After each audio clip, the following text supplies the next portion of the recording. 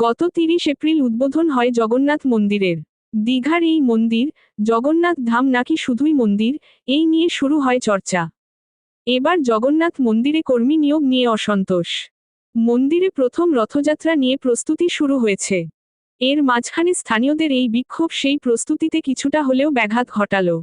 অভিযোগ, স্থানীয়দের বাদ দিয়ে বাইরের লোক নিয়োগ করা হচ্ছে। হিটকোর মাধ্যমে এই কর্মী নিয়োগ চলছে। স্থানীয়দের কাজে নিতে হবে এই দাবিতে মন্দির চত্বরে জমায়েত হন আগ্রহীরা। ঘটনার খবর পেয়ে প্রশাসনিক কর্তারা হাজির হন মন্দিরে।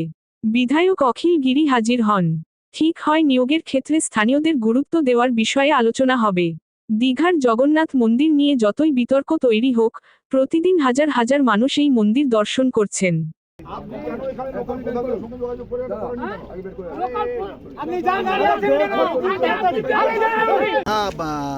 ইতিমধ্যেই জানতে পেরেছি, আমি ছিলাম না এখানে। আমি গতকাল তো আমাদের বিধানসভার কাজ ছিল, আজকের এসে আমি জানতে পেরেছি যে এখানে একটি এজেন্সি সিকিউরিটি নিয়োগের ব্যাপারে এজেন্সি টেন্ডারে কাজ পেয়েছে। সিকিউরিটির নাম NIS। ও টেন্ডারটা ডাকা হয়েছিল হিট করতে। সভাপতি সে টেন্ডার পাওয়ার পরে এখানে কাজকর্ম করতে এসছে। কিন্তু যেভাবে এখানে সিকিউরিটি নিয়োগ হচ্ছে, কোনো পলিটিক্যাল পার্টির কোনো লোকেদের দ্বারা প্রভাবিত হয়ে তাদের কাছ থেকে নাম নিয়ে এজেন্সি কাজকর্ম করছিল। তাতে লোকাল ছেলেরা, বেকার ছেলেরা তারা প্রতিবাদ করেছে যে এই পদ্ধতিতে নেওয়া যাবে না।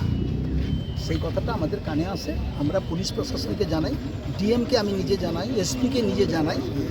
তিনি বললেন আপনি লোকালের সাথে কথাবার্তা বলুন। আমি এসেছি, কথাবার্তা হলো। CI ছিল, অ্যাডিশনাল SP ছিল, দীঘা থানার ওসি ছিল, মোহনা থানার ওসি ছিল। কথা হয়েছে যে যারা রিক্রুটমেন্ট হয়েছে, মানে যাদেরকে ভিতরে ঢুকানো হয়েছে বেআইনিভাবে, নিয়োগ পদ্ধতিটা ঠিক ছিল না, তাদেরকে 2 দিন কাজ বন্ধ রাখা হবে, আজ এবং কাল। কালকে DSD এর অফিসে বসা হবে। সেখানে ডিএমের প্রতিনিধি, এসপির প্রতিনিধি লোকালি আমরা থাকব, এবং যে এজেন্সি কাজ পেয়েছে সেই এজেন্সির প্রতিনিধিরা থাকবে। আমরা আলোচনা করে এই সমস্যাটা মিটিয়ে নেওয়া হবে, কোনো অসুবিধা নেই। এমন কোনো বড় সমস্যা নয়। লোকাল ছেলের দাবি, আমরা বেকার ছেলে, এতদিন আমরা এখানে দীঘাতে জায়গা দিয়েছি। দীঘাতে জায়গা দেওয়ার ফলে দীঘাতে এত বড় কাজ হয়েছে। তাতে আমরা অনেক লোক দোকান ঘর করে ব্যবসা করছে, আবার অনেকেই প্রতারিত হয়েছে, বঞ্চিত হয়েছে। প্রতারিত বলবো না, বঞ্চিত হয়েছে। তাদেরকে কাজ দিতে হবে, লোকাল ছেলেদের, বেকার ছেলেদের কাজ দিতে হবে। দাবি আছে। এই দাবিপত্র ইতিমধ্যেই দীঘা ডেভেলপমেন্ট অথরিটিতে পৌঁছেছে সই করে, 200, 400, 500 লোকের সই করে। কিন্তু 200, 400, 500 লোক তো নেওয়া যাবে না। যা গভর্নমেন্টের অর্ডার আছে সেই মতনই বেকার ছেলে, আমিও চাই স্থানীয় ভিত্তিতে বেকার ছেলেদের নিয়োগ করা হোক, সুষ্ঠুভাবে নিয়োগ করা হোক, নিয়োগ পদ্ধতি মেনে নিয়োগ করা হোক। আগামীকাল আলোচনায় সেটা তারা বলছেন যে আমরা আশা করছি। পদ্ধতিটা ঠিক হয়নি বলেই কোনো একটা পলিটিক্যাল পার্টির লোকেদের বলা হয়েছে, এখানে এজেন্সি লোকেরা তিনি ভুল কাজ করেছেন, তাকে বলেছে কিছু কিছু তোমাদের আত্মীয় স্বজনের লোকেদের এখানে ডেকে আনো। এইটা পদ্ধতি নয়।